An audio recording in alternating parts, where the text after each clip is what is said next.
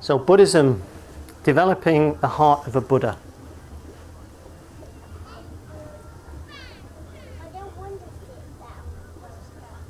One of the things that happens with a talk is the person stands up here, you kind of sort of think, okay, I'll go to that talk, it's Jayaraja, I know him, or I've heard of him, or, you know, I like the title, and you turn up and you sit there and you think, okay, now do it. Get on with it. Inspire me. Yeah. Yes. Come on, get on with it. When's it going to start? Come on then.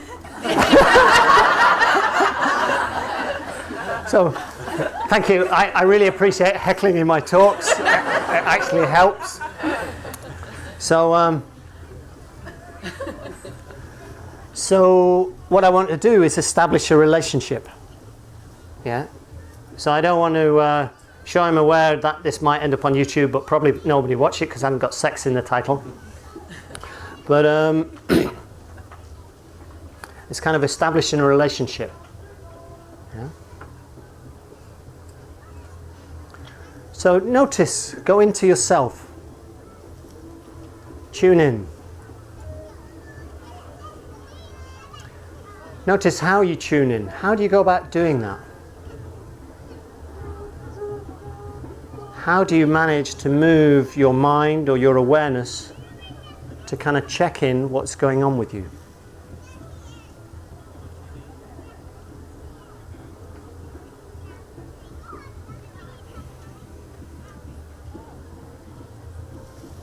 And certainly a lot of silence doesn't make for a good video, does it?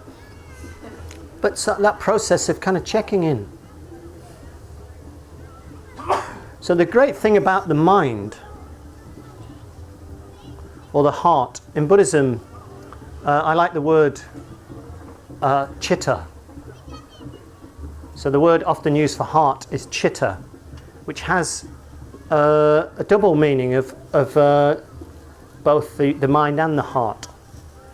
So, or sometimes it's translated chitta, is sometimes translated as heart-mind. So the mind, you can move the mind. Your mind might currently be sort of thinking, I wish I'd sat closer to the door. Or it might be sort of thinking, I wish I'd gone to the toilet before I kind of came to it. But your mind also may be sort of settling into your, where you imagine your center, or it might be settling into where you notice your feelings. But there is a unique experience that each of you is having.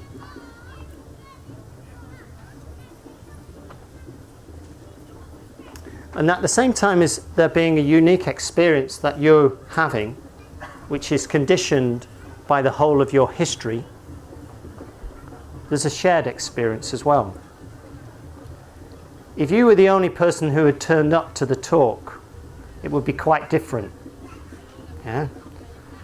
I would be looking at you and saying, thanks for coming. And you would be thinking, oh my God, he's obviously a nutter. Yeah? So there is a shared experience by the fact that there is so many people here. So look around, just take them in. Just take them in, look around.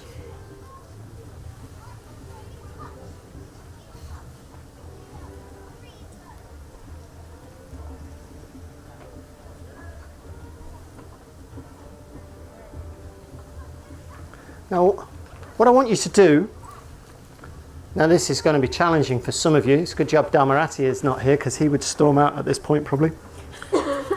Is I want you to make eye contact with the person on your left, or maybe directly behind you.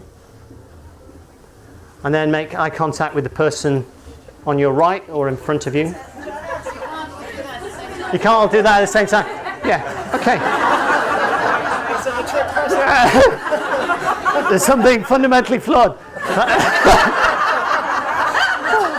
So look at the back of someone's head.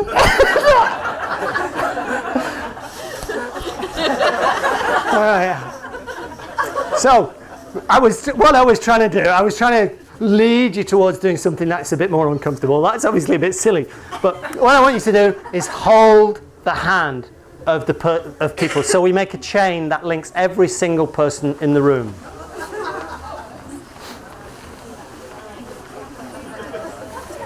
Can you link up? Oh, yeah, we've got a link up.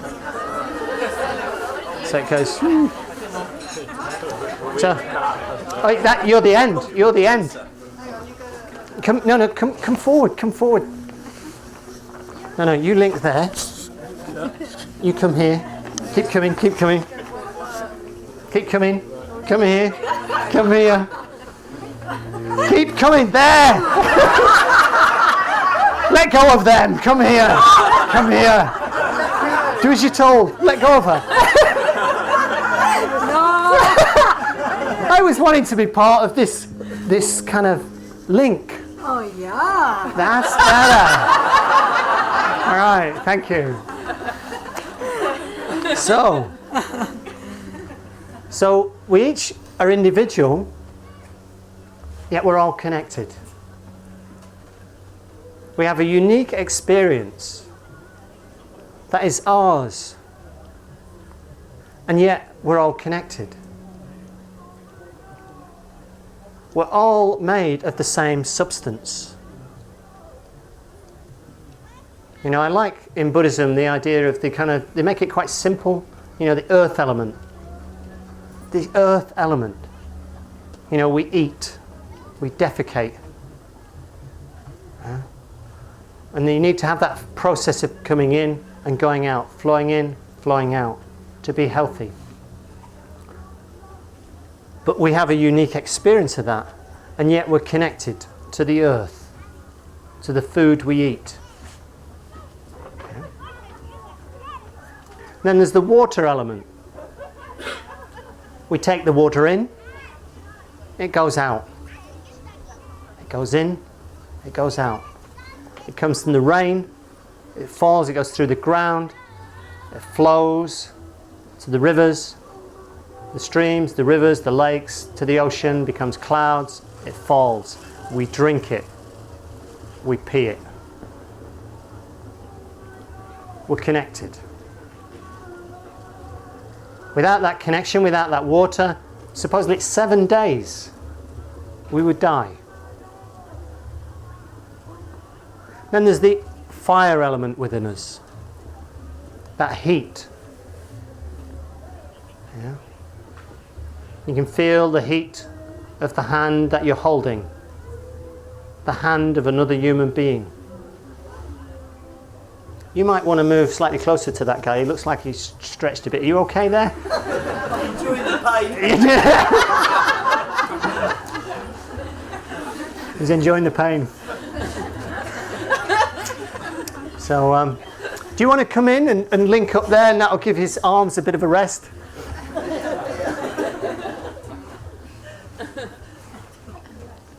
So the fire element, the warmth I can feel in Shradavadri's hand, and I imagine she can feel in Ollie's hand, and Ollie can feel, and so there's that warmth which we're all sharing.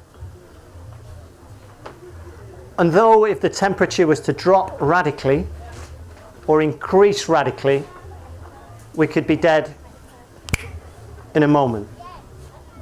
So we need to guard the warmth element within us. Yeah. So we wear clothes, most of us. Most of the time.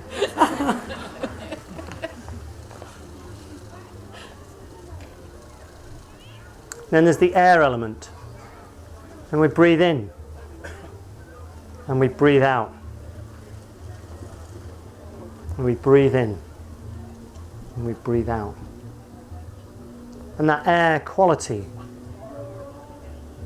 will determine whether we're going to carry on living or not. And we don't own it. And we have to be part of the flow of it coming in and going out. And we're each doing that. Breathing in, breathing out. And the Buddha breathed in and he breathed out. And he ate food and he defecated. And he had warmth in his body. And he drank. when he peed, when he walked the earth. And the elements have gone back. The elements that make up you will go back to the earth. You don't own them. So your life is this precarious engagement with the elements of earth, water, fire, and air. And I hadn't thought the talk would go this way, but it kind of, what comes to mind for me is the fragility of the atmosphere, of the biosphere. Yeah.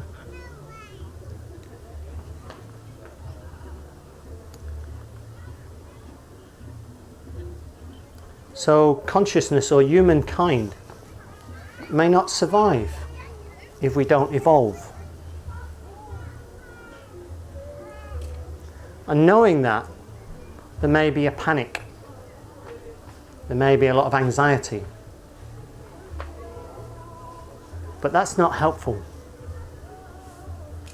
It's certain that each of us will die. Knowing that, what is important is to be able to live a life that is meaningful, that is beautiful, that expresses the gifts or the gift that is you. And we're all connected, and we're all unique.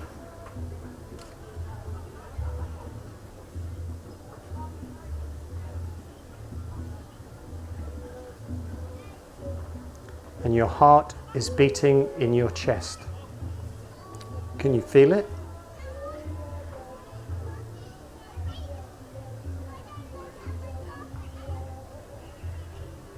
And maybe you can even feel the pulse in your hand. Or is it the pulse of Shradavadri that I'm feeling?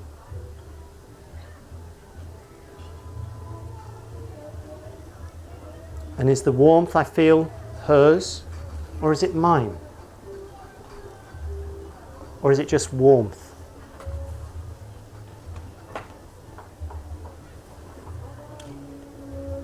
So knowing that I will die,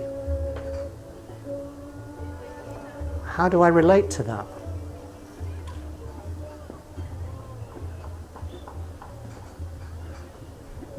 What is worth living for?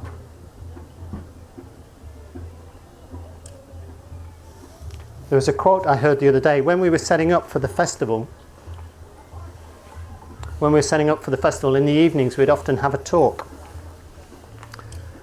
And one of the talks was, I think it was by Lokeshvara, but it might have been by Ratnadeva. And in it he quoted Eric Fromm. And it went something like this, if I can remember it accurately. Love is the only answer to the existential problem of being human. Love is the only answer to the existential questions, maybe, of being a human.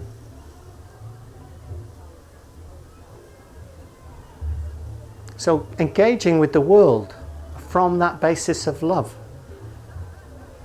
which is easier said than done.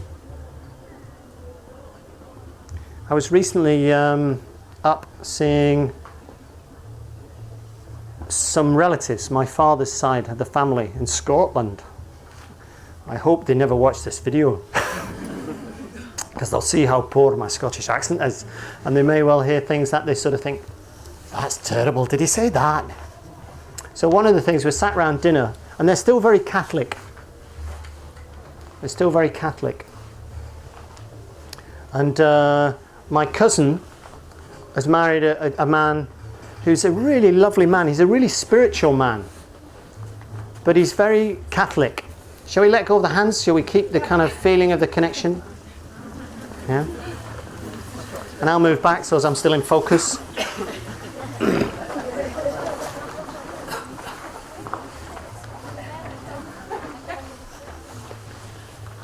So this gentleman I think he's a really spiritual man, and yet he's caught, I think, within a spiritual tradition that doesn't quite support him to really evolve. I think he's got a very good heart, and maybe I won't let this video be shown because he might find that painful to hear. I think he's got a very good heart and a very deep spiritual practice. But one of the things he said to me over dinner, he said, the previous time I'd met him, the first time I'd met him, he said, it must take a lot of courage to leave the religion of your childhood. And I was puzzled. A lot of courage to leave behind Catholicism? No, he must be joking. Courage, never came into it. And then I was kind of reflecting on that, and I was thinking, maybe it's because he feels fear. If he was to leave behind that religion, you must take a lot of courage. Because, Jesus hates Christ. He's going to get pretty pissed off with you, or God. You're doing what? You were born a Catholic. The church, you're going to be in trouble. You wait and see. Yeah. So maybe from that perspective, it might take a lot of courage or stupidity. But this time when we were sat having dinner, he said to me, I'm sure the Buddha is a very noble man, a very good man. But how could you leave behind Jesus, who taught us how to love? And my jaw nearly dropped. Jesus, who taught us how to love. There isn't that many teachings in the Bible. And when you say, you say to a Christian, well, give me a teaching that teaches how to love. They say the Sermon on the Mount. And we all know the Sermon on the Mount, don't we, from the life of Brian? Blessed are the cheesemakers. But so actually for me, that's what happened. When I was at the age of 11, I had an experience which was that I was going to die. And it wasn't just a kind of, oh my God, I'm going to die. It was kind of a realization, a dawning, that not only was I going to die, but my mother was going to die, my father was going to die, my older brother was going to die, my younger brother was going to die, which I was kind of a bit indifferent about, but my sister would die and my youngest brother would die. They were all going to die. Everyone on the whole street, the kids I played with, they were all going to die. And I just thought, wow. And what do we do with our lives? That was what struck me. What are we going to do with our lives? And I just thought, what people seem to do with their lives seemed completely a waste of time. It seemed to me that people were worried about whether they had a newer car than somebody else, or whether they had a TV, or whether their garden was nicer, or they had a job. What did your dad do? That kind of thing. It was kind of like, what on earth are people doing? What is seemingly important? It seemed to me like, the train is speeding along the tracks. Cowboy film, and the bridge is down. And it's speeding along and everyone's kind of sort of saying, I think I'd like a seat with a table. I think maybe I should have paid the upgrade. I should have gone into first class, would have worked better. So there's that going on, and it's kind of like, the train is heading that way. Anyway, so the only way I could make sense of this was actually I, being brought up a Catholic, went to train to be a priest. So bless you. So I went off to train to be a priest. You might not know that about me, and you might sort of think, bloody knew it. But so I was at the seminary from the age of 13. Yeah, and it was fantastic. I loved it. It was really great. I actually met mature men, which is very unusual in the background that I grew up in. Except the only mature man I met as a kid was my uncle, who was called Father Tom. He was a priest. And so I associated wisdom with Catholicism, or maturity. And so I went off to train to be a priest. But within a short period of time, what they were telling me, the doctrines, didn't match up with the realization that had gone on for me. Because what I realized, as well as that we're going to die, was that the only thing worth doing was learning how to love. The only thing worth doing was learning how to love. And there didn't seem to be much teaching about learning how to love. And so lo and behold, I left the training to be a priest, and I got back into playing football and fighting. And then some years later, I kind of got into political activism, trying to find something worthy, because I forgot that the only thing worth learning was how to love. And I thought that actually by falling in love or being in love, I would kind of find that. And it was only following a disappointment about failing my ski instructor's exam that I kind of wondered, what on earth am I doing with my life? And it actually came, I'd been working as a ski guide, running an adventure centre in the French Alps, and it's kind of like I was doing the jobs that people dreamt of doing. I was just skiing in the mountains, taking people skiing. In the summer I would be running an adventure centre, whitewater rafting, climbing, canoeing, and thinking, wow, this is, people pay to come and do this, and I'm getting paid to do it. The beauty, I used to think in the Alps, I'd be leading a group up a climb, and I'd kind of get to the top and I'd think, wow, I'd be awestruck by the beauty, and I'd think, they're paying me. And but what gradually started to happen was an awareness of the suffering in the world. That sure, I was kind of happy, and I had what I wanted, but it didn't bring happiness. I kind of had, I could do what I wanted, I had enough money, I was valued enough to be able to find pleasure and what's called the good life. I could go skiing, I could go climbing in the mountains, windsurfing, sailing. I kind of had a lot of skill and kind of could get jobs quite easily and was offered quite a lot of money to work in that field, which is not usually the case. But what struck me was, what is the meaning of all this? And it partly was brought on by the fact that there is so much suffering in the world, and I am connected to that. Those guys fleeing Africa and giving everything they have to sail on rickety boats across the Med are part of me. Yeah. Something like, I don't know the figures, and I had meant to check, but something like by the first 3 months of this year, about 13,000 of them, I think, can't be sure of my figures, are drowned. People hoping for a better life are drowned, fleeing poverty, war. Yeah. Those people, part of them is me. And I can want to blame somebody else. Government should do something. The EU should do something.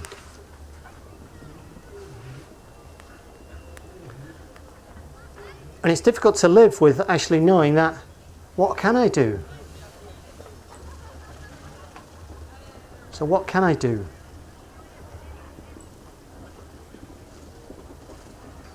So there's the intense suffering that is in the world, and there's my own wanting to flee from suffering.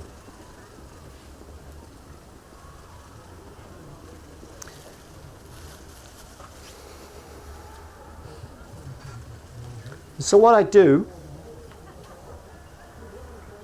is I try and become more conscious, try and become more aware. And this is the difference, I think, between Buddhism and Christianity as I knew it, is that Buddhism has got so many tools to kind of help kind of be with suffering and not move to blaming, or not move to trying to cut yourself off from it. But in the being able to hold the suffering being able to breathe into it, I develop a greater level of compassion.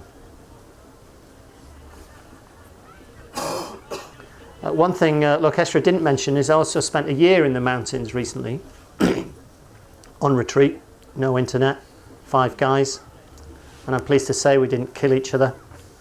Very pleased to say that. But what I learnt in practicing for a year was that conflict is inevitable. Difference matters. We are all one, and in that, and we're all connected, and we're all at the same time unique and separate. So often we're not able to stay with the difference between us. We want to minimize it, ignore it, deny it, cut off from it, or blame the other person. But often, with me, there was this sense in which the patterns of conflict were the patterns of my childhood conditioning. I like things a particular kind of way. I'm a particular kind of character. Now I can either surrender that particular kind of character and go along and surrender my individuality, or I can fight to want to have things my own way. Is this making sense? And we probably each fall into a category of the passive going along with, or the kind of fighting to have things your own way. I definitely tend towards this end. How many people would join me on this end? To, you know, hands up. I'll sort you lot out later. And we'll see who's in charge. And how many people tend towards that end? Yeah. So the people on that end are kind of, they try and get their own way in different ways. Yeah. More subtle. Yeah. But we basically want our own way. And being able to kind of sort of see, oh, I want my own way. And you come into it and acknowledge it and meet yourself with kindness. You can let go of it. You can begin to let go of it. So Buddhism has this, as I say, it's got lots of tools. And the tool of awareness, of mindfulness.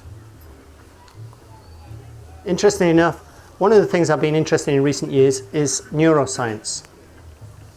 And everything I read so far about neuroscience, I sort of think, that Buddha guy was saying that in a just the same thing. You know, like the importance of the breath.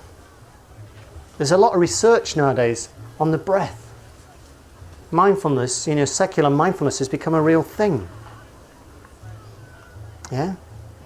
Now, what would be sad is if secular mindfulness, helping people kind of work on becoming more contented and more making the world work better, if it stopped at that. Because awareness, developing the heart of a Buddha means being able to embrace 10,000 sorrows and 10,000 joys. And the process begins with embracing the sorrows within you. Kind of meeting the parts of ourselves we reject with kindness, with tenderness. And for that you've got the metta bhavana. You know, the metta bhavana. Anyone not know what the metta bhavana is? Please put your hand up. All those people on YouTube who don't know what it is, put your hand up. Okay. So the metta bhavana is a Buddhist meditation practice which has got 5 stages, and it's about developing loving kindness towards yourself, then a good friend, then a neutral person, and then a difficult person, and then extending it out. Yeah? So it's connecting with your heart. It's an experience. It's a kind of willing and an openness. It's a kind of a dialogue, an opening to, are listening to and are working with your own heart. And so your heart is beating now. Just tuning into that. And there's a lot of research that says if you kind of think in your heart, if you kind of bring your awareness into your heart, and then imagine sending out from your heart loving wishes, it has an effect. There's research that shows that. And the Buddha was saying this 2,500 years ago, and his lab was really underfunded.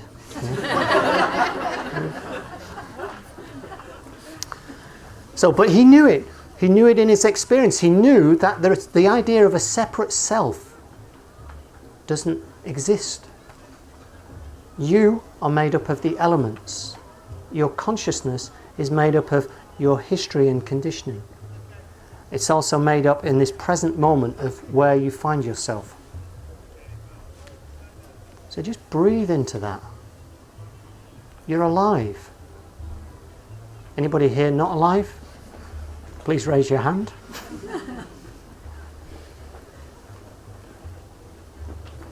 So developing the heart of a Buddha means beginning to listen to your own heart.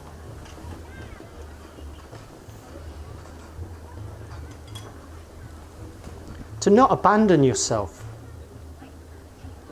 One of the things I used to do was abandon myself.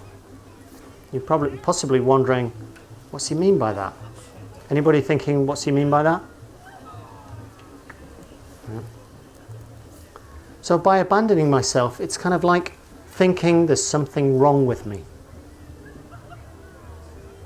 Being able to sort of cut off from myself and think, I don't like that. I don't like that aspect of Jayaraja. And not being fully alive. Because I don't want people to see this part. And I don't want to see it myself. Dostoevsky, he said something like, every human being has secrets. Some of those secrets he will not tell except to his closest friends. And there are other secrets that he will not tell to anybody, but maybe one or two people, and then in a private and secure place.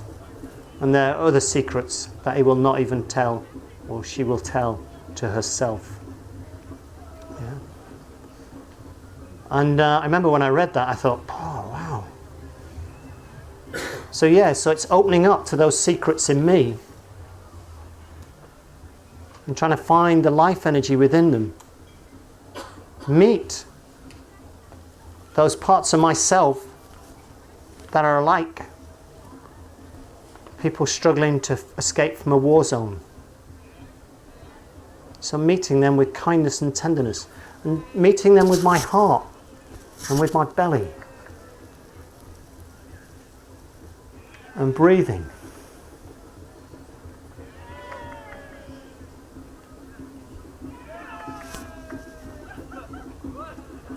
So by not abandoning myself, it's that willingness to open and be honest with myself. And one of the great practices of Buddhism is friendship. Yeah. And I've really you know the story. Most of you will know the story, where Ananda, keen as always, comes to the Buddha having reflected, and he goes to the Buddha and he says, Lord, I've realized that friendship is half of the spiritual life. Have I got it right this time? And the Buddha goes, half the spiritual life. It's the whole of the spiritual life, yeah? Friendship is the whole of the spiritual life. And in our tradition, it's one of the things I love about Triratna, is how I have learnt about friendship. And the thing I've learnt about friendship is that your friends, like you, are fundamentally flawed, not perfect human beings. And so the more I embrace and open up to myself not being perfect, the less I expect my friends to be perfect. And the more kindness and joy and love I can bring to them just as they are. And they seem to love me, because there's times when I lose touch and I do abandon myself.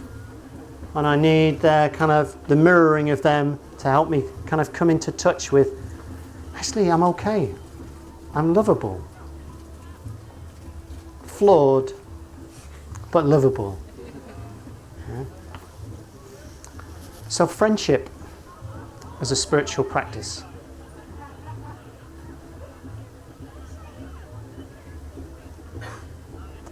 And friendship isn't something about meeting for coffee once every week. Friendship is about sharing your life. And again, one of the things I love about our order is living communally, working communally. And sadly, we are losing a lot of, Triratna are losing a lot of the businesses where we used to work together. Because I fear that maybe we're trying to make the world work. We've got a new Buddhist practice that helps us feel better about ourselves. We can cultivate positive mental states. And let's see if we can make samsara work a bit better. The fact is, we're going to die. Samsara doesn't work. But developing an opening heart is something that does work. Your heart can become wiser. Take it from me. My heart has become wiser. My ability to not throw my toys out the pram has become greater through being able to listen to my heart and sometimes calling on my friends to be able to listen to me. Yeah? To meet myself with kindness. And it's by meeting myself fully with kindness that I develop a greater level of compassion for when I'm suffering. I love the image of Avalokiteshvara.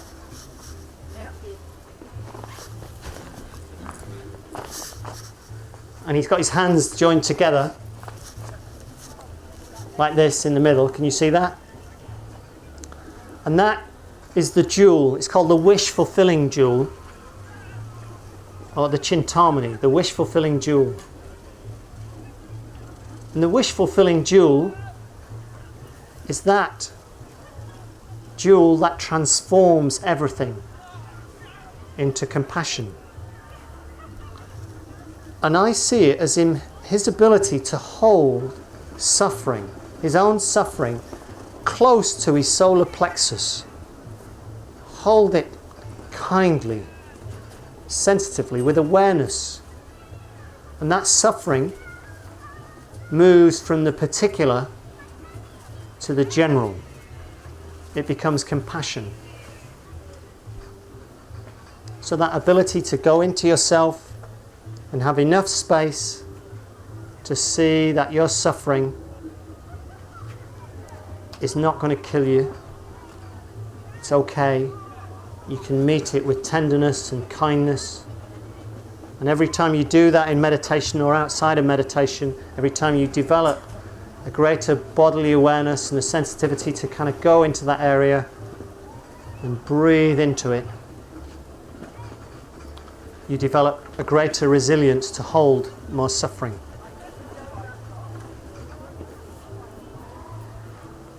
One of the things I experienced on the years-long retreat was not only that conflict is inevitable, and that when you know that you've come to the end of a conflict, when you feel grateful for it having happened, and when you feel grateful for it having happened, you know you've fully healed that part of your history, that particular samskara, as we say, that particular habit pattern, emotional habit pattern. You arrive at a point of feeling gratitude for the conflict, for the person. They may not arrive at that point, but if you do, you know, it just is liberating. If you don't feel gratitude for some of the difficulties and conflicts in your life, you are indeed blessed, because you know you've got more work to do. Yeah. And that work is being able to hold it in your being, not blame anybody else, and breathe into it with kindness. And when you do that, one of the things is it removes tensions within you. Somebody asked me the other day, Jayaraja, how come you've got so much energy? I don't see myself as having a lot of energy, I just see myself as being me. But I think there is an element in which actually I really try not to get the tensions, I try and address them. I try and see them, because we are nothing but energy. Yeah? Or we are nothing but imagination, maybe. An imagination to be love.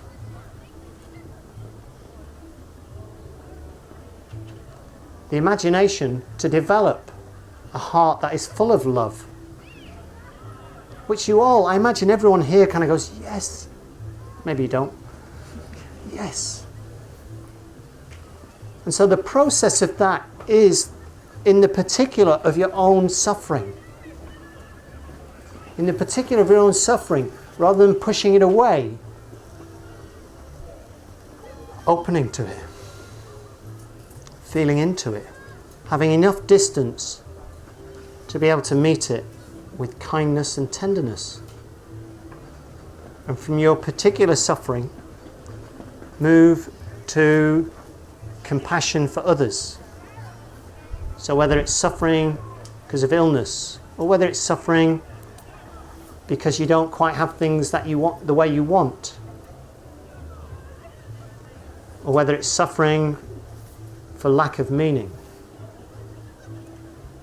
It's kind of like, oh wow, that's a lot of the suffering in the West is a lack of meaning. And being able to breathe into that, feel it into your heart, and allow it to sink into your being and hold it.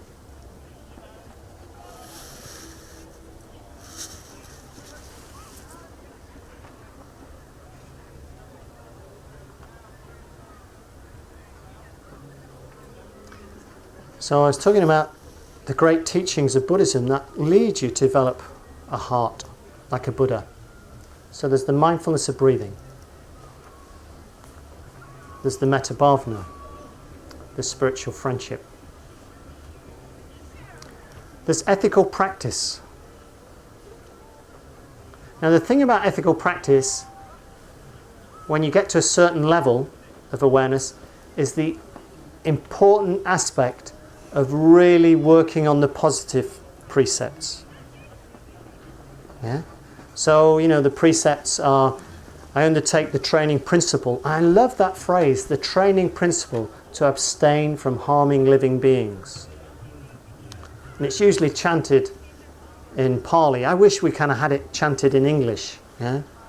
So if anybody is a musician and wants to become a good friend of mine, kind of compose a chant that really works. Say, I undertake the training principle to abstain from harming living beings. And then immediately my voice goes into a kind of Latin resonance because of my previous conditioning. So it's not going to be like that. So, but I do quite like Gregorian chant. Sometimes I listen to Gregorian chant at night when I used to live somewhere. So the precepts, I undertake the training principle. So I like that, yes, that's what I was saying. So I like the idea that it's a training. Buddhism is a training. It's a training. And so the negative precepts are kind of, I undertake the training principle to abstain. The positive precepts are with deeds of loving kindness. I purify my heart. With open-handed generosity, I purify my heart. I've changed it slightly, you might notice. Half deliberately. With stillness, simplicity and contentment, I purify my heart.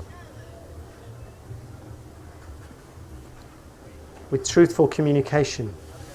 I purify my connection with others. And with mindfulness, clear and radiant, I open to life. They're not quite that way, but I thought I'd say them in a fresh way for those people who have heard them many times. But what is important is the positive precepts are boundless, working on cultivating loving kindness. So the loving kindness includes yourself, but definitely has to kind of move out to others, to life. Generosity includes yourself, but definitely has to move out to life. And this is, Lokeshwar was saying I was a fundraiser for many years, and one of the things, I still go and train fundraisers, and often it's quite difficult for them. They're knocking on doors. They're terrified. They're terrified about having to knock on doors for strangers to ask them for money for a strange Buddhist charity to give to people in India that they'll never meet. And they go to the doors with this look of terror on their faces for the first 2 or 3 weeks. Hello, I'm from the Karuna Trust. and they have, the outward sign is, please beat me. The body language is, please dismiss me as worthless. Yeah? So that's the outward sign. And so when anybody does the outward sign, the normal response is to kind of... And so then that reinforces the pattern of, I shouldn't be doing this. I shouldn't be knocking on doors of people, and I'm disturbing them. They're making their dinner.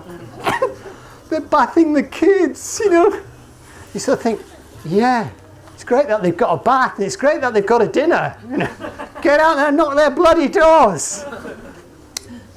But do it in a way that is a gift, because everybody who has given to me over the many years has pretty much thanked me for doing that. Because when you give, you become more alive.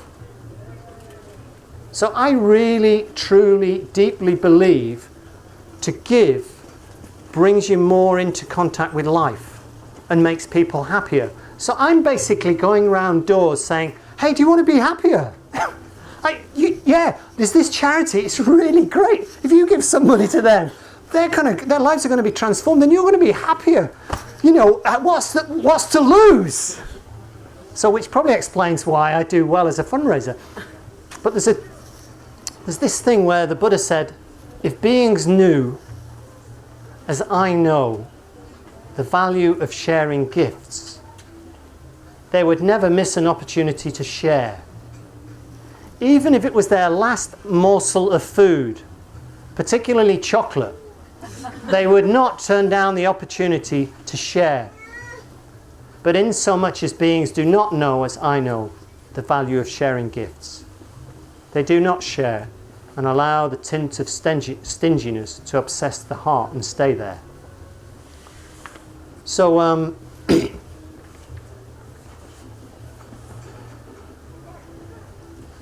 that not realizing that we are all connected. We're all part of the same dream.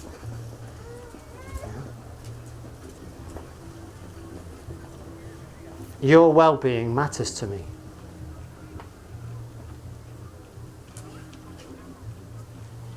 We're part of the same dream. So when I know deeply that you're part of me, I'm not separate from you. When I give, I'm giving to us. I don't, it's not like my hand sort of says to my mouth, I'm not going to feed you today, you can sod off. It's kind of like I give to myself.